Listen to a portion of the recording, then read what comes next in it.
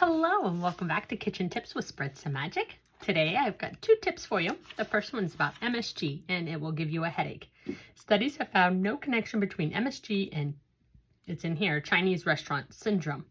In grade school, we learned that we experience four primary taste sensations: salty, sweet, bitter, and sour. In recent years, scientists have determined that there is a fifth taste called umami, which is best described as meaty or savory, and is produced by a common amino acid known as glutamate or glutamic acid. Glutamate is present in relatively high amounts in foods such as tomatoes, mushrooms, seaweed, and Parmesan cheese, as well as most proteins, including meat, dairy products, and soy. MSG, monosodium glutamate, is simply the sodium salt form of a naturally occurring glutamate. MSG is believed to enhance the response of our taste buds, especially to meats and proteins.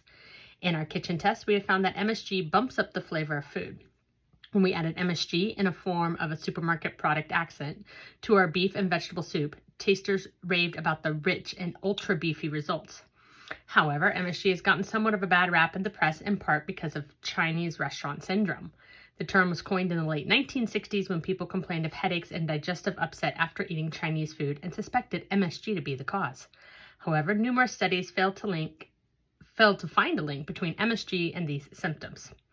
Some experts suggest that bacteria growing on room temperature cooked rice was in fact the culprit. So, who knows? And then the other is a common one. Dark roast coffee has more caffeine than light roast coffee. And nope. And if you're not careful in how you measure, light roast will actually have quite a bit more caffeine. Roasting is the process that transforms green coffee beans into far more complex tasting product, and the degree to which the beans are roasted has as much of an impact on their final profile as the intrinsic flavors. We brewed 2 pots of coffee, one light roast and one dark, and using the same volume of ground coffee per batch, and sent both to the lab for testing. When the results came back, we learned that the light roast had much more caffeine than the dark, 60% more in this case. We made 2 more pots to send to the lab, this time measuring the coffee by weight instead of volume. We added ground coffee to the scale. We noticed that it took more dark roast than light roast to reach 1.5 ounces. Nevertheless, when the results came back, both pots had virtually the same amount of caffeine. It turns out that as the beans roast, they lose water and also puff up slightly. The longer the roast time, the more pronounced these effects. Dark roast beans will thus weigh less and be slightly larger than light roast beans.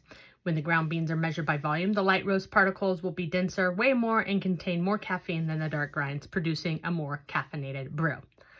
I love light roast or blonde coffee, the blonde espresso. It's just my jam. Anyhow, thanks for joining me today, and spread some magic wherever you are.